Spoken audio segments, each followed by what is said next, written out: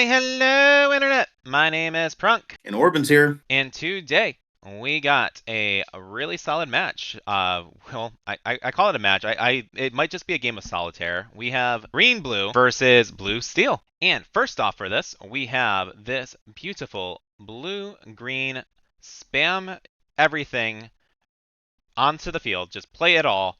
Don't worry about what your opponent's doing and attempt to win the game with a Tamatoa dime combo. Orban, you mentioned this is almost like Zach Bivens, or this is a similar list to what he played out in Worlds. I believe that is pretty accurate. What's your take on this list? Do you like playing solitaire decks? So, me like playing solitaire decks, that's for another story. Because when I played Magic back in the day, I played a very unpopular deck called Eggs. It's similar to like a solitaire style deck. This reminds me of similar, like solitaire is the perfect word to put it. You're basically just cycling the fun items that no one wants, your opponent doesn't want to see. The fun items that everybody forgot about from the marvelous Radigan's Marvelous Trap. He's playing signed contracts. I mean, there's Galactic Communicator. Like this list is great if you just want to make your opponent miserable. Well, I mean, it obviously has its downsides.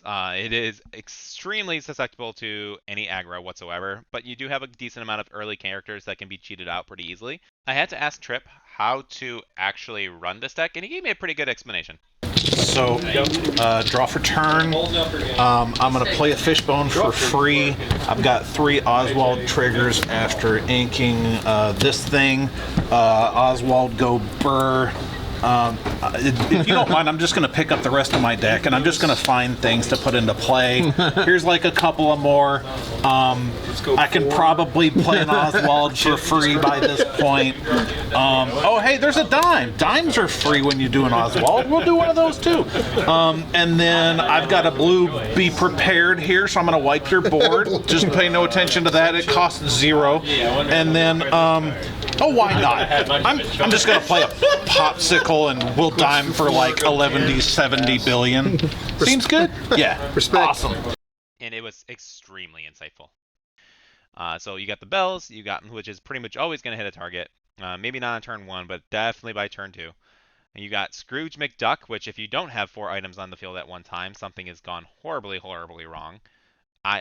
You have a good enough stuff to kind of stop. I kind of like the kits in this deck list as well because you are playing the Saphire coil to make sure you lower their attack points down, so you can help slow them down that way as well. So like really interesting list. And you're right to say, so between the kits and the communicators and the Under the Sea, jamming in 4 Sapphire coils to make all those turn on.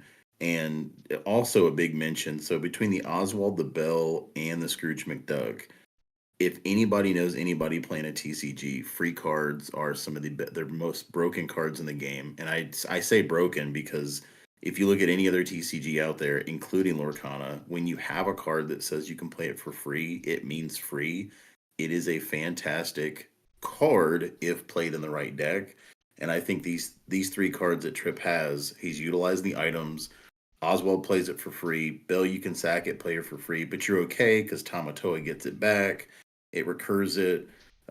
He's got the visions in there for deep search. This is a great example of the I think the deck can almost beat itself if it doesn't get that running start.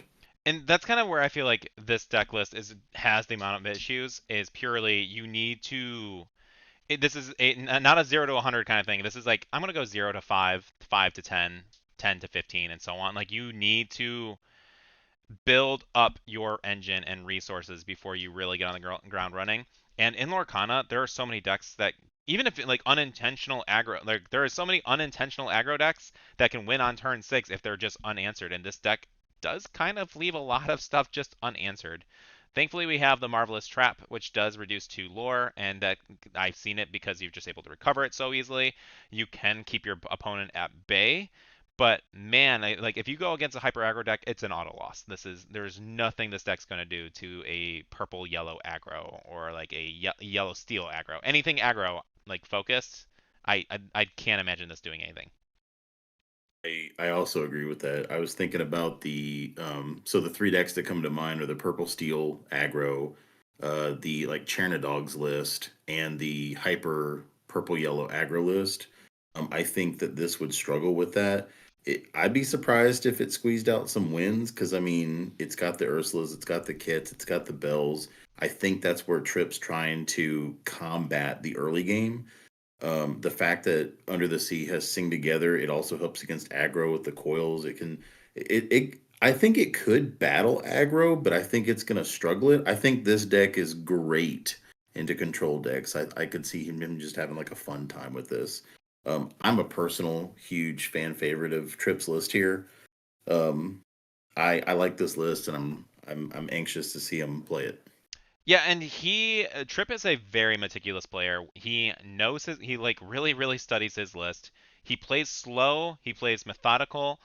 Which worries me as a control player because you go into tournament, he's mostly going into time, so we kind of give him crap about it all the time of like, oh, Tripp's on game 1 right now. It's been 50 minutes. And so like this is a list where you need to really think it out. If you like to critical think and you like to problem solve and you want to really test your knowledge, play this in a 5-round tournament because man, your brain is going to be stressed at the end of it.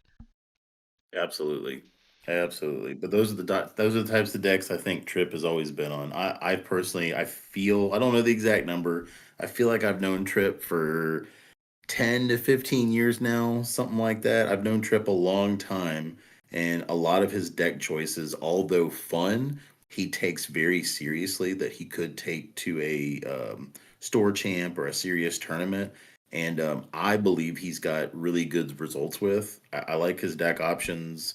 He doesn't share a whole lot of information with me personally. Sometimes when we talk about the decks, maybe after we play, he'll show me his deck and we'll kind of talk about it. And I'm like, he's just got some cheeky plays that I love him. I love him. Perfect. So with this, how is it going to fare? We got against these now. Both of these players did pick their decks blindly into going into this match. So we're gonna look at the blue steel list, and my God, there's some counters in here that I love. And oh my goodness, there's so many random tech cards that I wouldn't expect to see in this list. So this is Micah's list. We are pretty excited to have him. He is a Twitch streamer as well, goes by DMC Gaming. And so if you want to give him some support, we will put his information down in the bio. So go ahead and check out his channel if you would be so kind. He's a great guy, super funny, really entertaining. Check it out. But right off the bat, looking at this list, Flint and Stitch are the first two things that I take a look at. I'm like, that seems weird before I even look at the bottom part of the list too. In it between those two cards in this deck specifically, we talked about is Flint Heart. Let's see, Flint Heart Glomgold. I don't even know who that Is a character is in like Tales. Like I've never seen that character before. I have never seen the character either. I think it might be just a rival to him. He looks like a rich villainous duck is all he looks like to me. But here a four cost inkable 3/4 that quests for 2 that just gains evasive on your turn. It looks like a solid uncommon, and I believe you said it earlier. I think is he just playing this? You think for I think it's probably just evasive Diablos? hate. Yeah, like my only complaint about this being like it's an evasive hater card is that it doesn't trade with like a genie but it does come in with Diablo.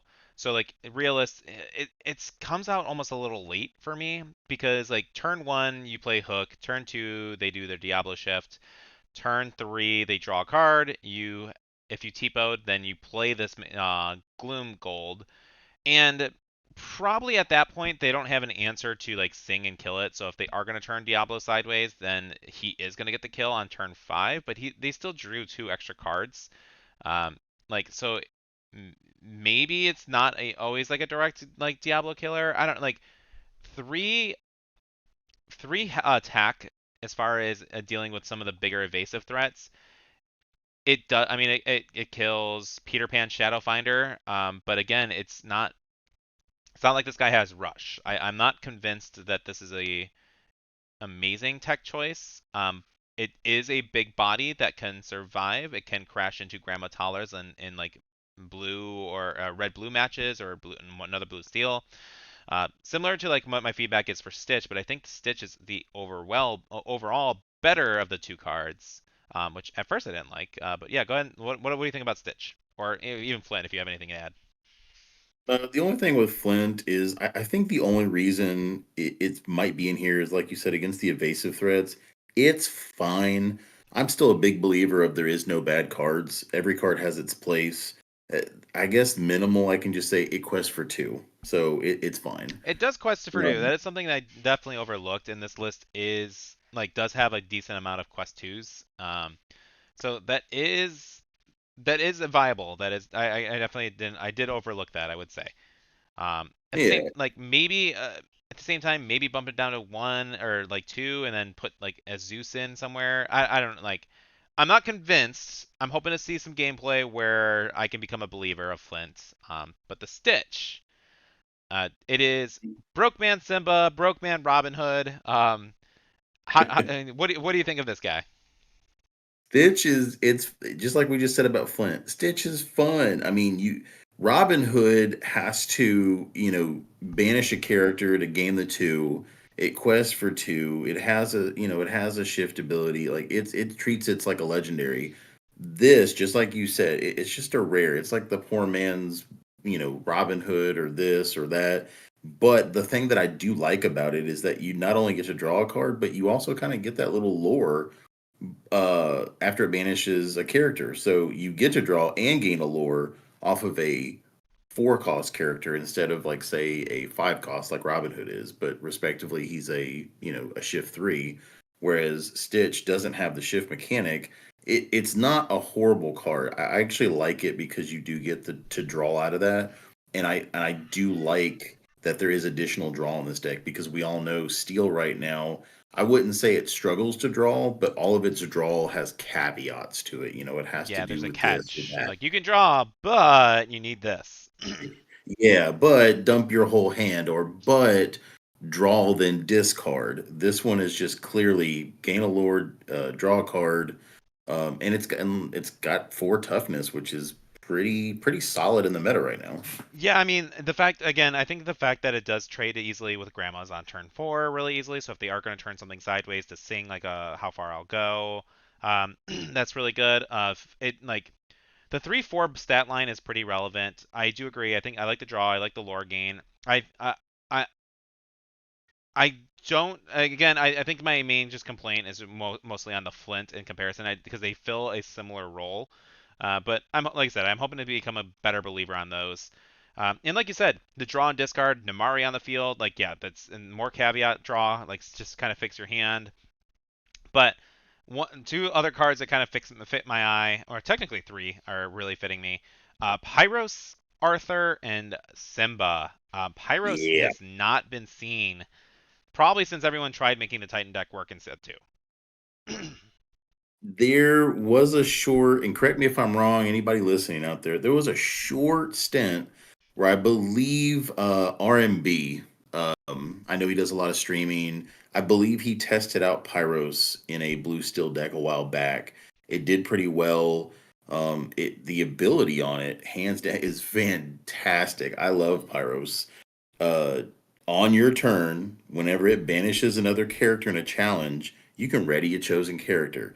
Now, what people don't, I think, would not get with this card, you can ready chosen characters. So you can, like you said earlier, Ryan, it can ready itself. You can ready one of your characters. You can ready an opponent's character. Say, I don't know, if it had bodyguard and you want to get through. I love Pyros. Yeah, I'm in like one, and my favorite thing personally is with the combination with the Arthur, and I think that is like was initially the game plan. Arthur giving him Challenger +2 and Resist +2, basically turning him into a pseudo Scar, a pseudo Be Prepared at Home. We have Be Prepared at Home. It's kind of filling in that board wiping gap, and I like it.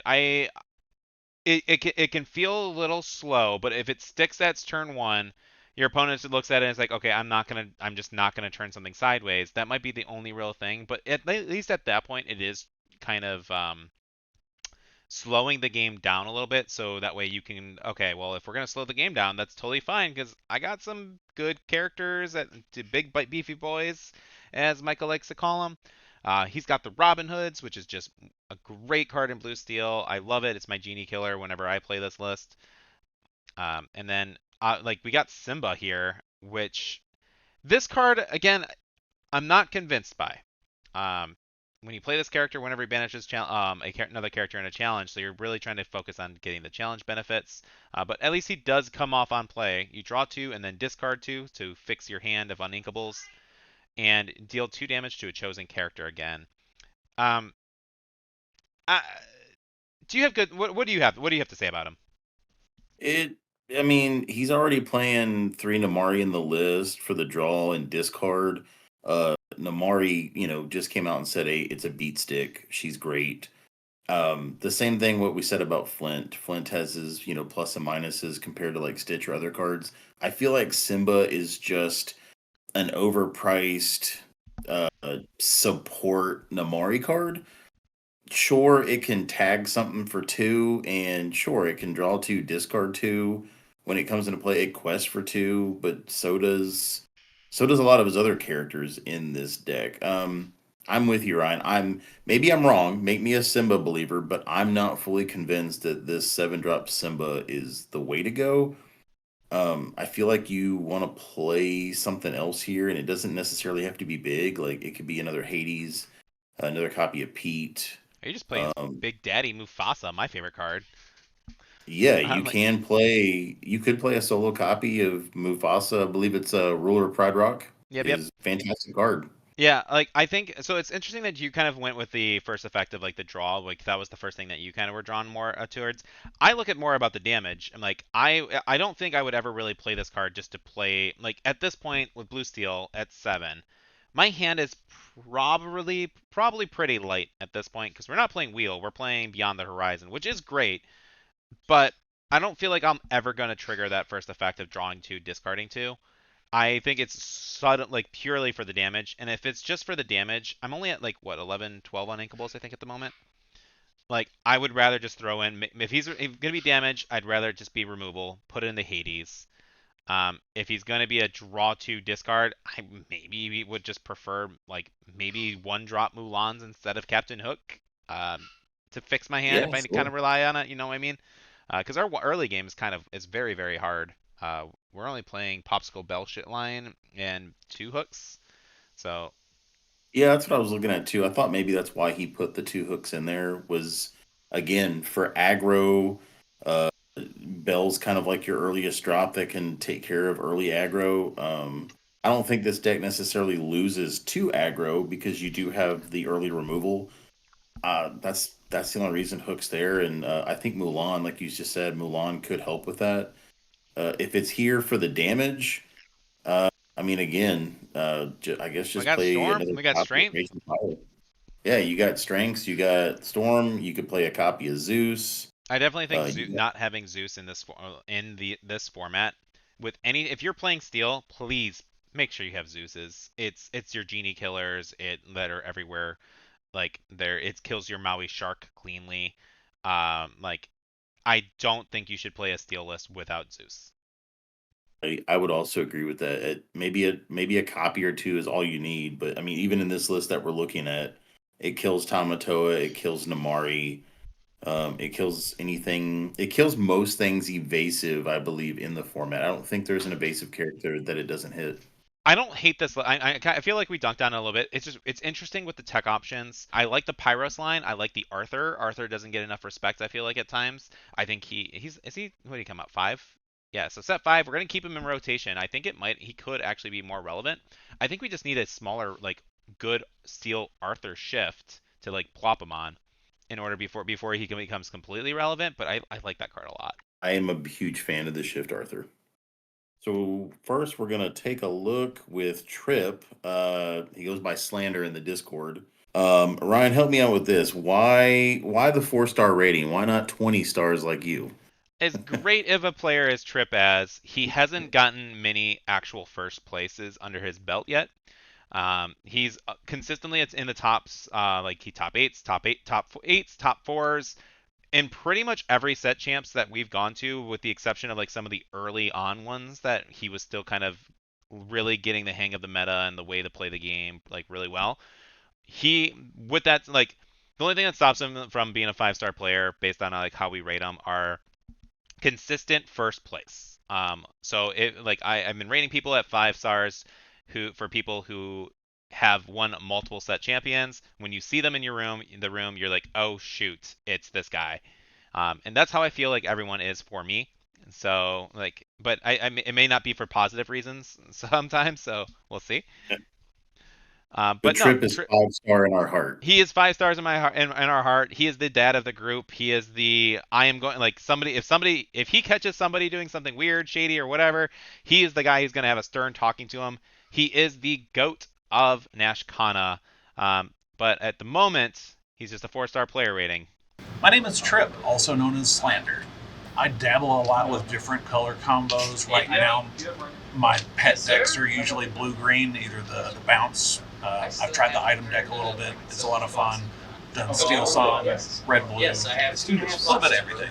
I like that it can explode out of nowhere, and you go from like having nothing on board to having a whole bunch of items, and you just go 0 to 20.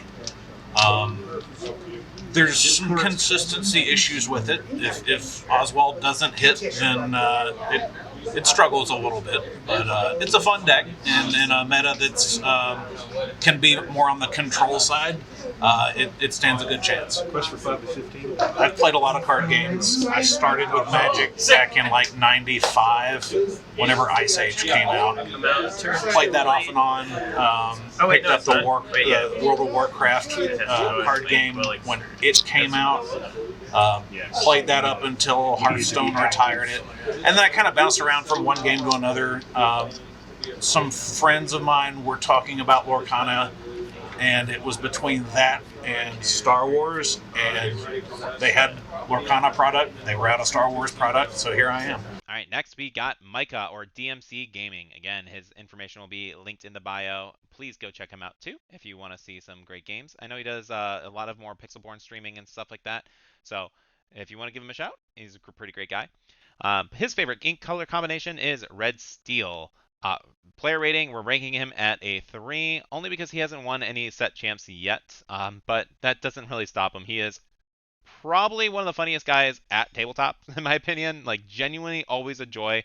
Whether he is winning or losing, I always have a blast. We kind of always make jokes. We talk shit about our bad hands, and he's just a pleasure to be around. He really is super fun.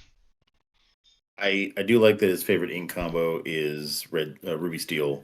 It is probably one of the more unfavored ones, I think, in probably the game.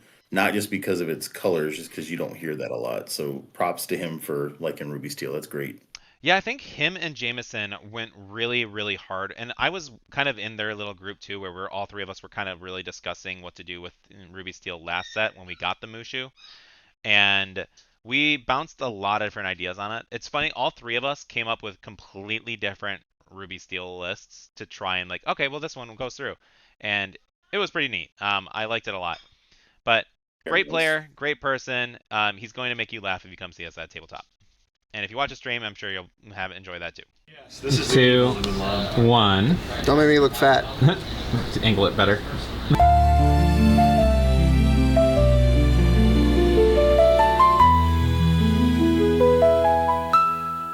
It's the camera that adds a couple 100 pounds. How many cameras are pointed at you right now? It's only one. My name is Micah. I'm known as DMC Gaming. I'm on Twitch, Kick, and YouTube as DMC Gaming TTV. And on Kick, I'm just DMC Gaming. My favorite color combination is Ruby Steel. That's my favorite. Do you play it? No. It's my favorite? Yes. Currently, I am playing Saphire Steel. It's very versatile. There's ways out. You always feel like you have a ways out with Hades or with all the songs you play. The characters are beefy. I like big, beefy characters. It's very versatile. I like versatile decks. Aggro is its big weakness. It can do well against Steel Song. Red Blue, it's really teched for Red Blue. I have topped 8 twice, topped 4 once. And I've been to 2 DLCs. I went to Atlanta, the first one, that was fun. And then we went to Chicago, which was a very, very fun learning experience. Would like to go to more, but apparently you can't get tickets, so. You know, Ravensburger doesn't want people playing at their tournament. It's funny, what got me into Lorcana is wanting to play games with my wife, because she says I never play games with her. And I was like, hey, I've played, I dabbled a little bit in Magic back in the 90s, but I played Star Wars CCG, the Decipher one, like crazy. So I've been playing card games since the 90s, but I saw a trading card game and we never played games together. So I was like, hey, I found this game. It's Disney. She loves Disney. It's a card game. It's a game. Let's play. And from there on, it's my game now.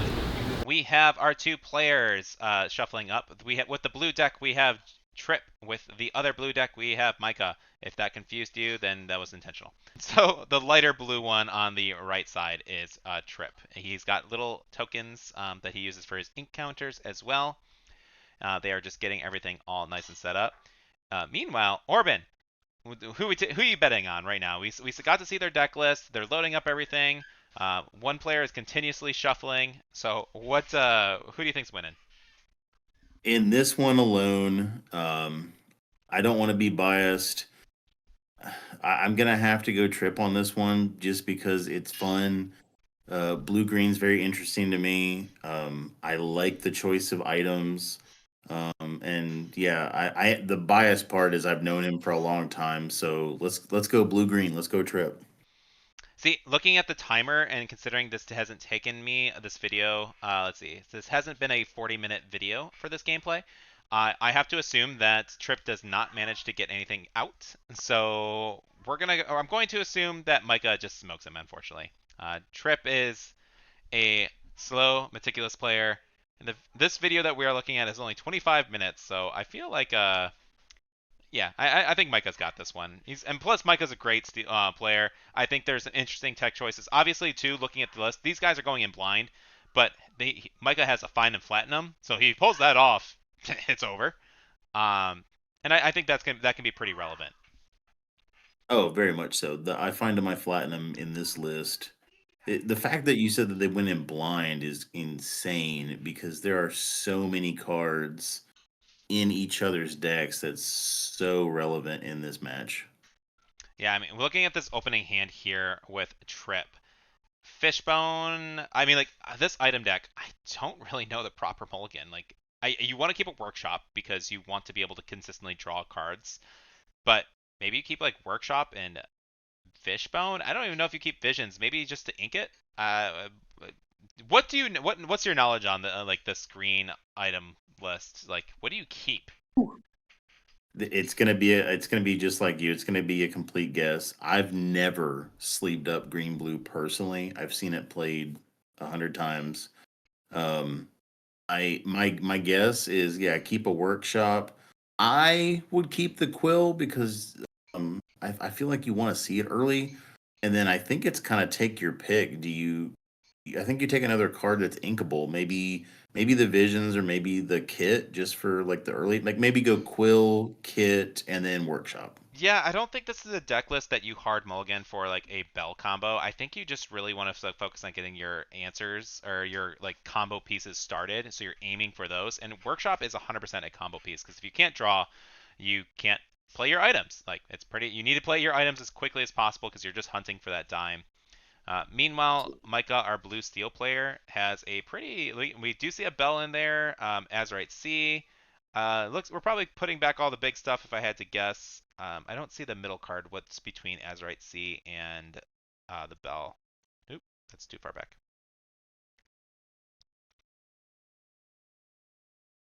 Oh, another Azurite. Was that double Azurite C? John. Oh, Let the Storm. No, the middle one? Oh, their Storm is on the left. Okay, I see what you mean. Okay. Is that the one you were talking about? The one in the middle of the hand? Yeah, that's the one I thought it was. It was in between the Bell and in between the something. I forgot now. But we're inking Big Simba, which is probably best use of it right now. It's funny we made those comments about the decks. I feel like Simba's going to be inked a lot here. Yeah. And he did open up with a Popsicle, best thing you can possibly do in the item list right now, and drawing into another Popsicle for next turn. So that kind of says like, okay, maybe like I don't know if you go for the visions next turn because you're really hunting for like the Oswald, or maybe you just play the popsicle draw and hope to draw into a card. But he's gonna see Namari just shoving it in the camera's face and just showing what we drew. And again, I think Micah just kind of inks and ramps. Just gonna take it a little slow. He didn't have a 2-drop other than the Azurite Sea, so you're just ramping here. Yeah, I know. I did see the C. I don't know if he like drew into a Tipo or anything.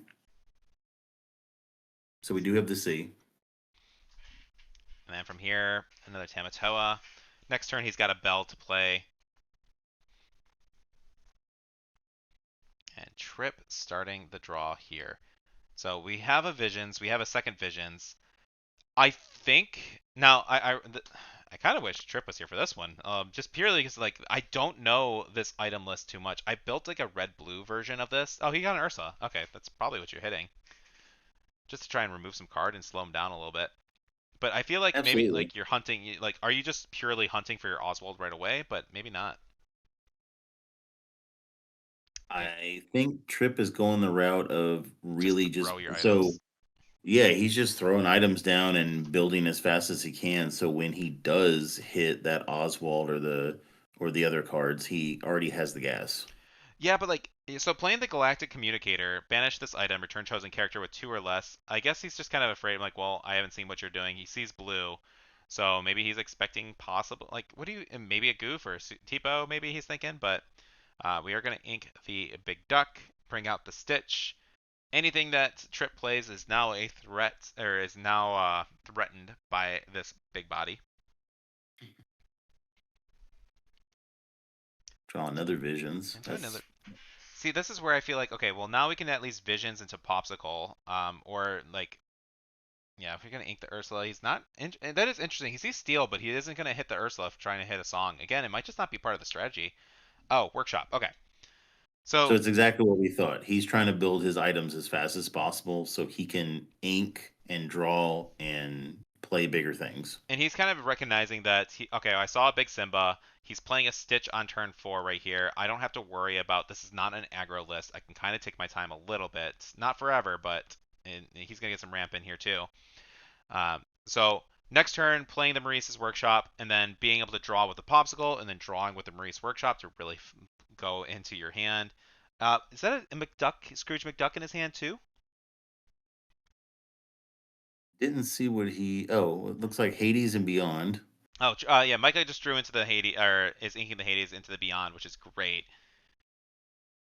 Yeah, with the how far? And we're gonna go Pete. Well, the good news is with the Workshop, so he's got plenty of draw power into here, but with the Beyond of the Horizon, it definitely could be a trap. It's gonna be a real bad day for Trip. Oh yeah, and he's got 7 on the board right now. Yeah, it does look like those two are definitely going to be singing Beyond the Horizon next turn. Unfortunate for Micah that Pete doesn't really do anything to Trip this turn.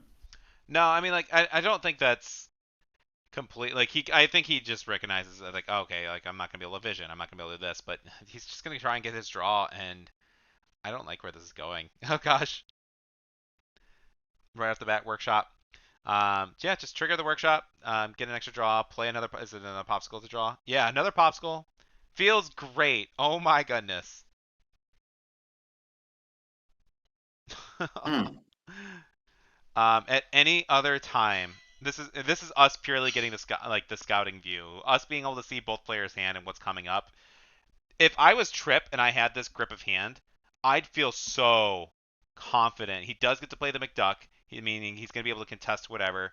He's going to be able to find an item, which is very easy to do. It looks like he's got another Popsicle. He's probably going to go for the Sapphire Coil, though.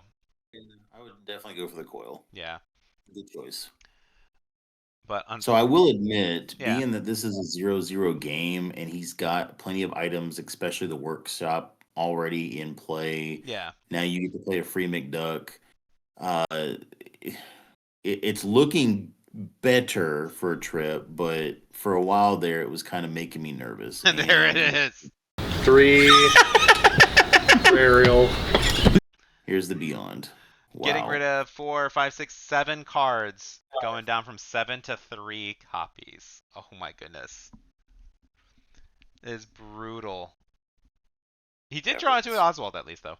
And realistically, like you dumped your hand, yeah, but it takes one more popsicle to get you back into it. It takes an Inkcaster, which is letting you draw. Like you have Oswald now that's gonna start triggering things. Like you're gonna be fine. If he draws, as long as he draws an extra inkable, I don't see what the Oswald, Fishbone, and something else. As long as that other card's an inkable, then or he draws an inkable, he's gonna be back in a good position. I feel. Yeah, we do have a Namari on board, so literally anything turned sideways is dying. But McDuck has kind of done his job. He can take out that Stitch, which is kind of free. And then Namari taking only like 1 damage, or taking 4 damage isn't the worst thing, but you're probably not really too worried about that. You're not going to be able to Underseer. So we pay 2 for the Oswald. Going from like 8 cards. I still love you. I know. We'll always have that time We'll in always have Paris. that Paris. You literally beat me to it. He's like, it's okay. I believe in you. We'll get through this together. There's good sportsmanship right there. In items we trust is I guess what Trip is wanting to believe. So we're Yeah. gonna see an Oswald trigger.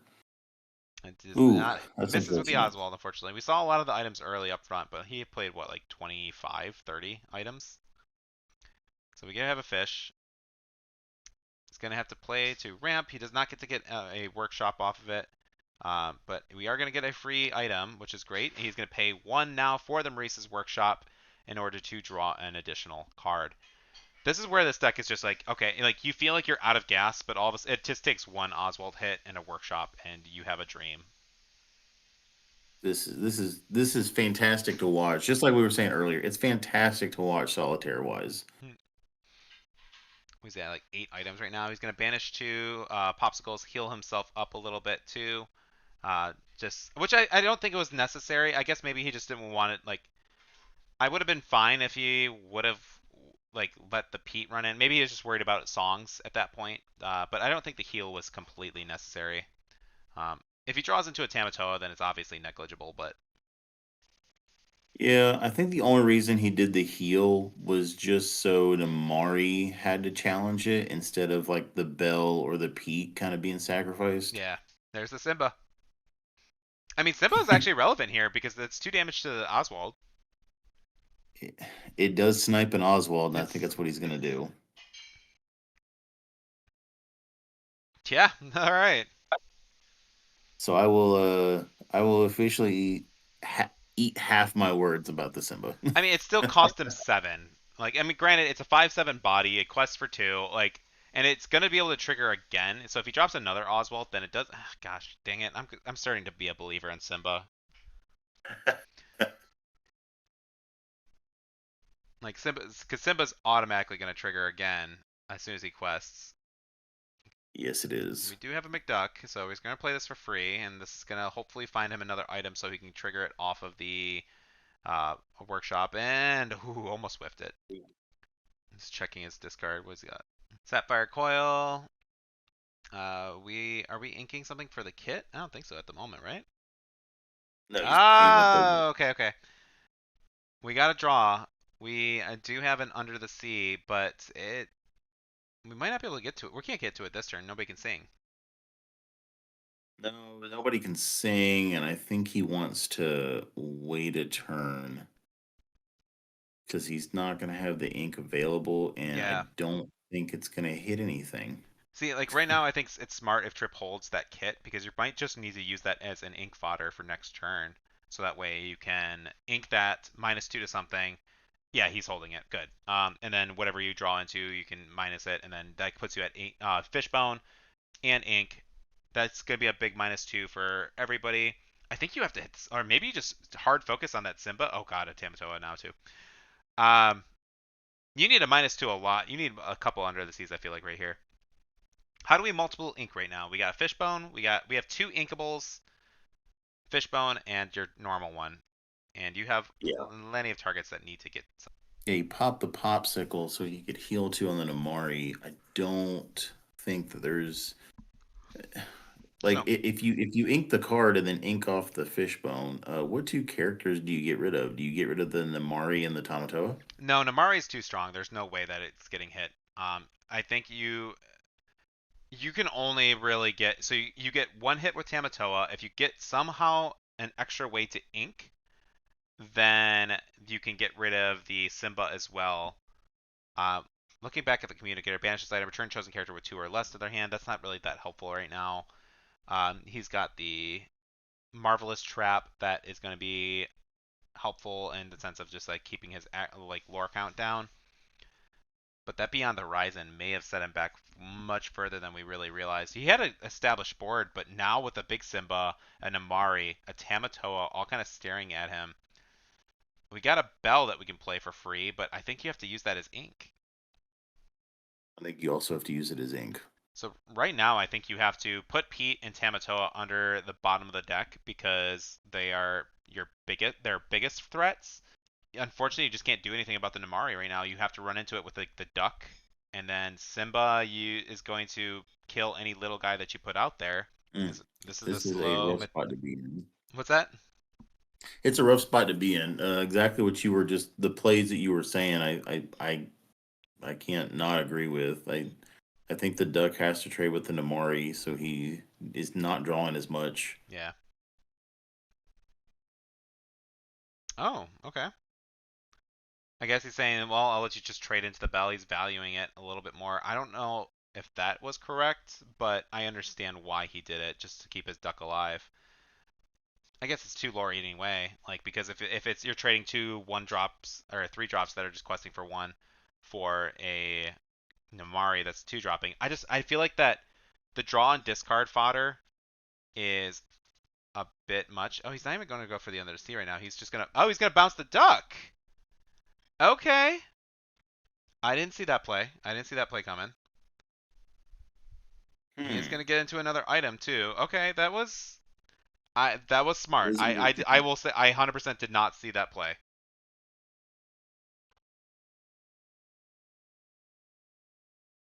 Yeah, that is a little interesting. And then draw off the workshop. Great. Just trying to fill up his hand again. He's got an Inkcaster now too. I don't think he has enough. Yeah, he has enough for the Inkcaster and draw, right? Well, the Inkcaster, I believe, costs 2, which is why he has to ink a card. I think he's got 2 open. Now he's got 3 open. Yeah. So now he can play the Inkcaster, trigger the workshop, draw. And get another draw off of the Inkcaster, obviously, too. Yes, then you draw 2 cards deep. But it looks like he's gonna. I mean, realistically, all he as grim as this looks for Trip, you really just need Diamond Tamatoa, and you're at 20 lore basically. And he's got the Tamatoa. Yep. Draw off the workshop. Draw off the Inkcaster. He's 3 cards deep. Next turn, he's gonna be able to play the Tamatoa, and then he's also gonna be able to grab Popsicle, which is gonna help him draw into more and more. So it's a little scary though still because now he's got 3 Micah has 3 characters questing for 2. So that is definitely a fear. That should be pretty relevant. I don't think he used the Namari effect either for this round. Yeah, I did not see the Mari trigger. May have forgotten that one, but it may not be necessary. But I think you always want to just announce. This is a big thing I started just doing for a lot of players, or I really encourage. Just announce, ready, set, look at the board, and then draw. Like, get your set effects activated. Namari is optional. So you just want to make sure you're taking advantage of it. It helps you remind yourself for like locations. It helps you remember for like beast triggers, Namari triggers, Lilo triggers that are in the discard pile. So just say it out loud. Ready, set, think about it, draw. What do you think? So we can see their hands. What do you think Micah could be worried about here? Because you've seen that he took a little bit to think about what he wanted to play, and then now he's playing a Pete. And then it looks like the new art Captain Hook. Like, what do you think he would be afraid that Trip would have here? I think the only thing that you would be afraid of against a green list, especially something like this and the Saphire coil, is an Under the Sea. So thinking about like, okay, well, if he has the Under the Sea, which he's been drawing a lot, and he's been trying to build it up, but he's sitting at 14. Like, there's the Namari is safe. The Simba is very, very likely safe. He has to hit the that twice. But then the Pete's good, and then if you hit the Simba, you're not hitting the Tamatoa. Like, Under the Sea is the only thing that you would be afraid of, but at the same time, he does like Trip doesn't have the full engine right now. He doesn't have enough coils to ink multiple things to deal with all your board. Like That's green very blue is true. more single target removal than like Under the Sea is almost a single target removal card because of how focused you have to be to get like really clear some of the bigger stuff. Hmm.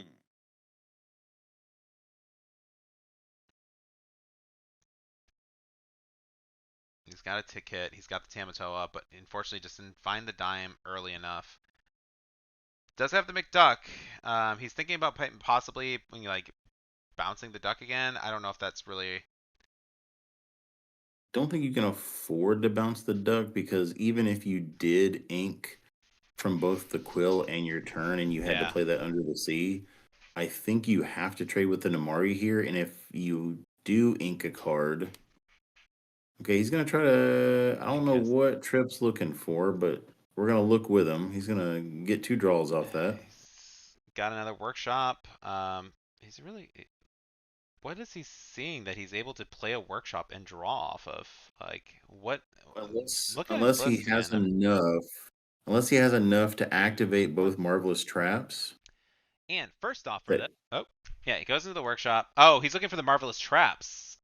Help to steer the lore back down to something more manageable. He does trade into with the Namari. And so so that's yeah, he's probably what cleared the he's board. thinking is he wants to build his items. He knew he had the 2 traps. I think he's just trying to buy some time. Yeah. He's got the Tamato. He has one piece of the combo. This is where it's kind of a little scary. His list is only playing one lucky dime, and I don't like. Look, that lucky dime is a one of.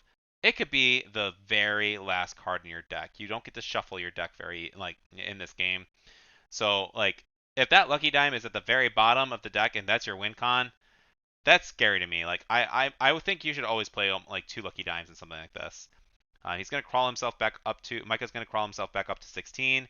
And it is basically, even if you look, I don't think there's enough items now too. That's 2, 4, 6, yeah, so 7. So it's even with a lucky dime, it's just draw. He does draw into another trap, but there is now 4, 5, 6, 7 lore on the board. Yes. So we can bring him down to 14, but unless he can kill something, which it does not look like it's possible. He's got 4 off to the side. 8. There's the 8 for the under the sea. He's got ink. He can ink something. Bring the Hades down. Well, the good news is I see 2 quills on his side.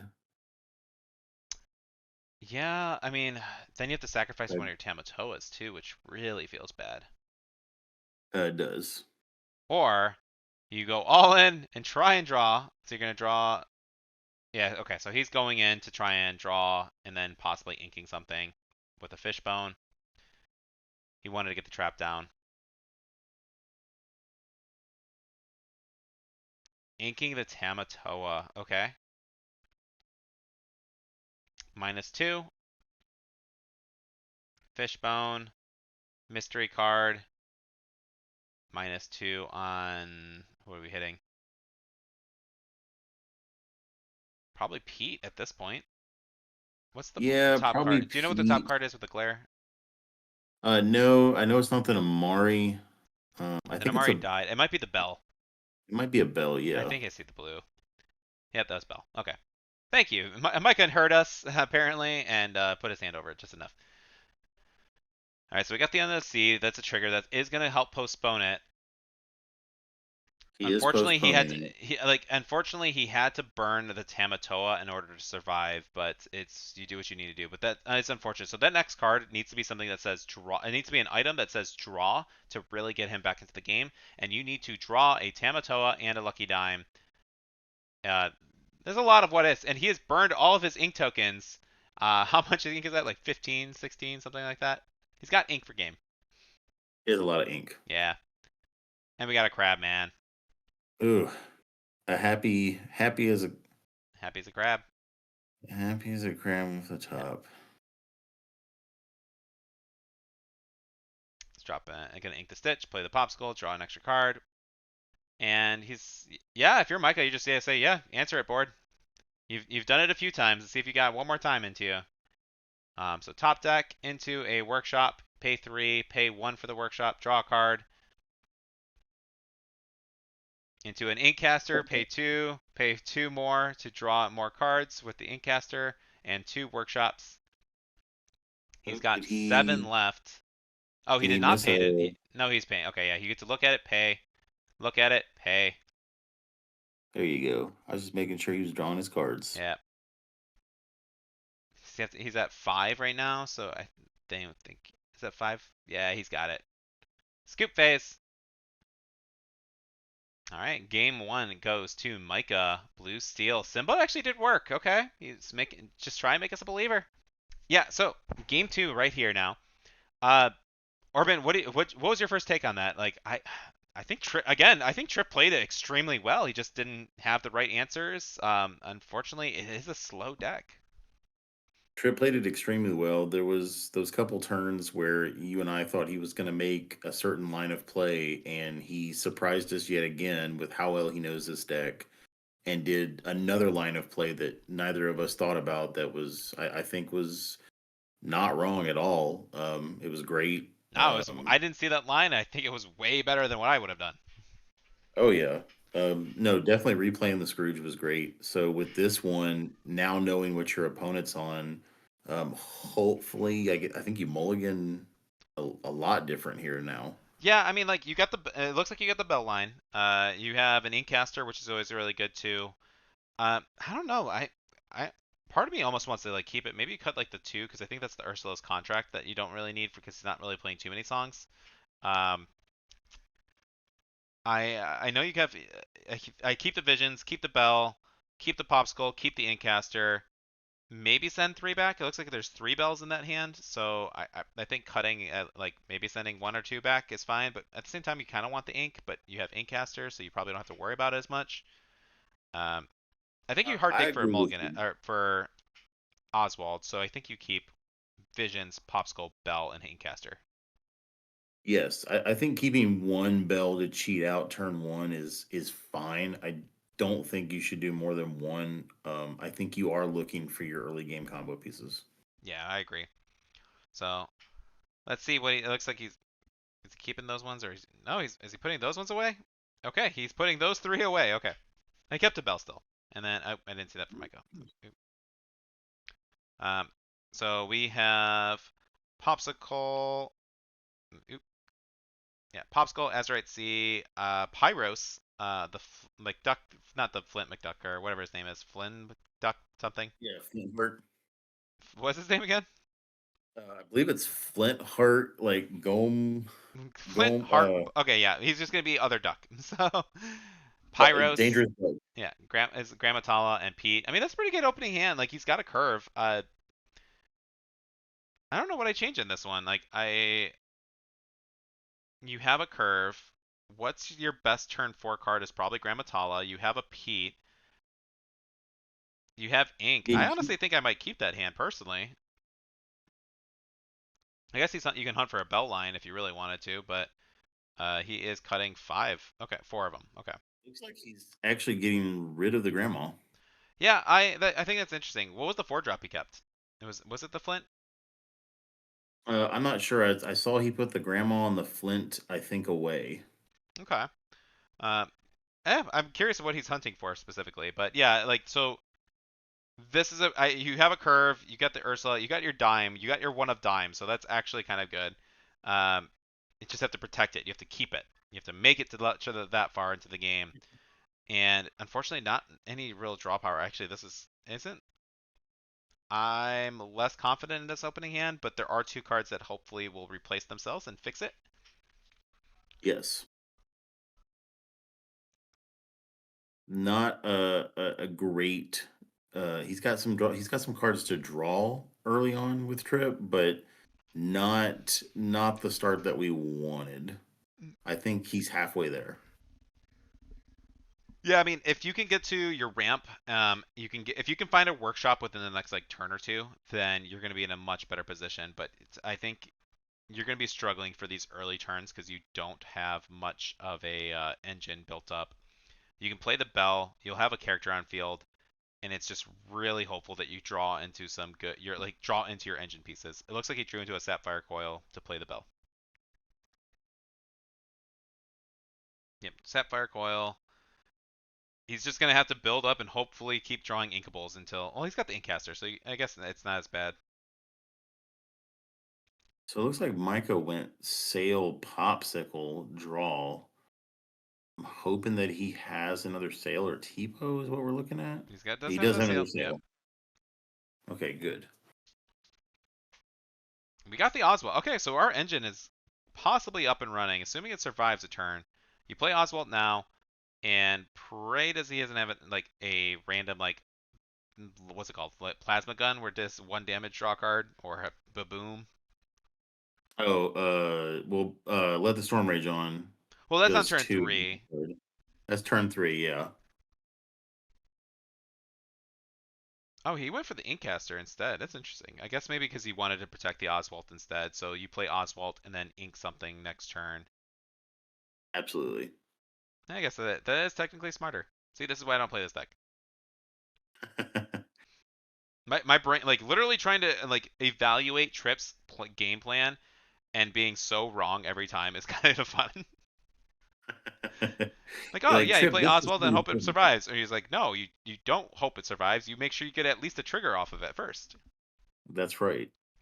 He is inking the I think storm. it's And like see, the same mentality Yeah. of shifting a Diablo, right? Yeah. You shift it because you want to draw from it. And if you played the Oswald, then he probably wouldn't have inked the storm, so it would have been dead. Okay, so you're not even going to play the Oswald. I'm so confused. You go Fishbone decks? What is this game? Why am I so wrong? So many times I want to get inside Tripp's head. Oh, okay, So he's taking it back. You get 1 Tixie Baxies in Nashcana. Okay. There we go. It's okay. Then you ink that guy, and then you Oswald trigger it into a Tamatoa and cry. Now, the good news for Tripp is he did just see that the song has been inked, so there's one less song in the deck that he has to worry about. If that Oswald can keep trying to build up some advantage, eventually hitting it, it's going to be pretty devastating. Popsicle again, into another Popsicle, into a... Ooh, we're just playing all the 1-drops here. 3 1-drops, 1 turn. Yeah, sounds right. Especially when 2 of those 1-drops just replace themselves. Another under the sea. Now, I feel like you want to keep this one eventually, right? If you just get one more character out. Definitely try to commit to the board a little bit more. Yeah, looks like he's going to ink it. Don't forget your Oswald trigger. Yeah, I don't. I can't imagine. That's, yeah. Hey, Fishbone. All right. See, now at that point, I feel like I'm like upset that I inked the Under the Sea because I'm going to be able to grab to it like within the next turn. We are going to play a trap. And so you still can ink Oh no, Fishbone comes in exerted. Okay. Yeah, that's what I was just about to comment on. That's the one unfortunate thing about Oswald.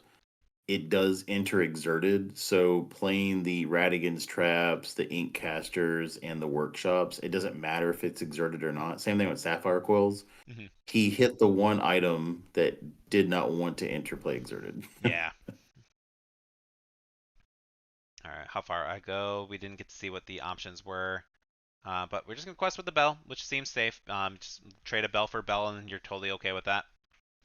Oh yeah.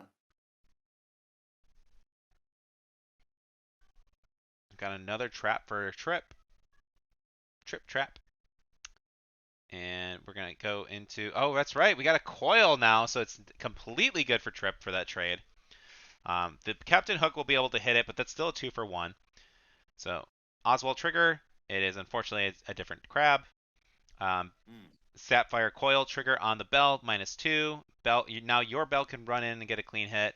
And then Captain Hook will have to trade in. Unless, I honestly, I think I would have done something a little different because if you would have played the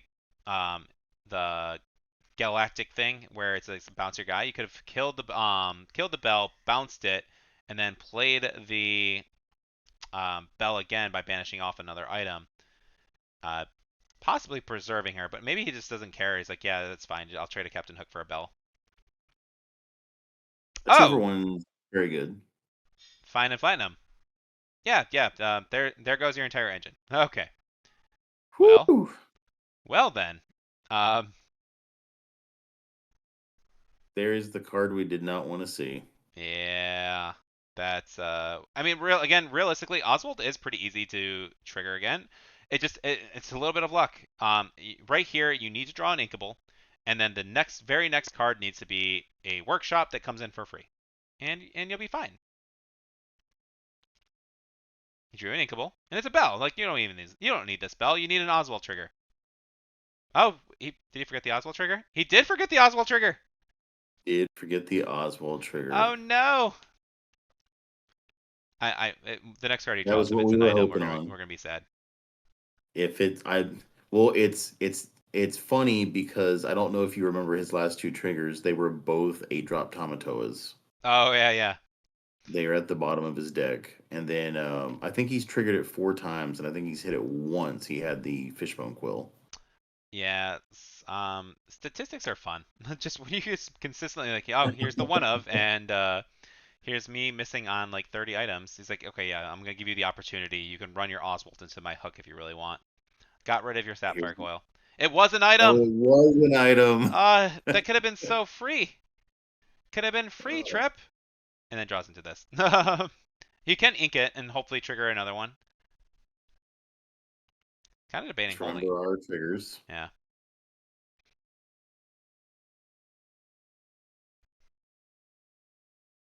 Yeah, you just ink and Yeah, there pray. you go. Ink and pray.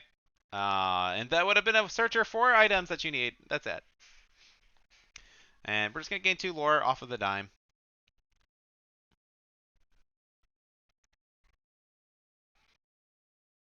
And Oswald questing with dime is nice and safe. Yes. For now. For now, at least, yeah. It takes Steel just needs to grab a seal thing. The one unfortunate thing is, well, for Trip, not for Micah. Micah does have a nice grip, and so very timely Hades on the Oswald, going to stop all the shenanigans. Yeah. And this is unfortunately part of the deck where, like you said, it's one workshop and one popsicle away from just going to town. The downside though is at the moment, like you need your workshop, but in an empty hand state, that's still a turn away from actually doing anything. So you legitimately need to top deck into a workshop like now, and then pray that you can draw into another item that's going to say draw card, so that way you can start building a hand again. It's not impossible. He hasn't seen any of the workshops yet, but it's very, very unlikely, unfortunately. Quest for 2. Tamato, and then in the meantime, Blue Steel is I'm just gonna casually get my advantage back. Hope you don't mind. That is another Cloud Kicker. You're just gonna keep putting away the pirate. At least we had a target here. That's true. And you know what? They're getting 1 lore. Why not? Get it for the dime. He's just like, I might as well quest. Yeah, if I can stop you from questing for 2, we should just do that. So Trip is not out of this game yet. There hasn't been anything crazy other than just the fact that it was a timely I find in my platinum. Yeah, 1 card. That's one, like, when people ask, hey, what's the better build, like with Ruby Blue, Red Blue versus like, or when it's DKP's list versus like Red Blue items, I think the item list can be better, but it's significantly more volatile. Item lists are great, but because most people aren't even putting in banish chosen items, most people aren't putting that many items in their decks, so nobody's playing item removal. And Steel can just play the one of song, and have like, yeah, it's just a one of. If it comes up, it's awesome. It's a blowout when it's not. Otherwise, it's ink. That's actually another, like, maybe instead of like the Simba playing like the big beast, like the 5-drop beast that says banish item instead, just to have that. But obviously this deck was these guys didn't know they were going in blind, and yeah, Micah just had the answers. He had a discard your entire hand when you had a grip of 7, with the Beyond the Horizon, and then the one Find and Platinum just coming in really brutally. This is clearly GG. There's no coming back from this one. It's not looking good. You have 2 Hades that takes out all your threats, and then now he's committing a Namari on the board. You're questing for way too much here. Oh yeah, and throw it on the Pete, so there's no hope of me under the sea either. Yeah, I think we can call it from that one. We'll skip a little head and plays it out. Yeah, it's instant scoop face from there. Just nothing you can really do. What do you end up drawing? I'm just curious. What it's a visions. Oh yeah, so yeah, that was slightly anticlimactic. Unfortunately, like after the Find and Flatten, like I felt like it could have been a really competitive game, really interesting, but that last one with the Find and Flatten, it's just an easy. That's a run killer.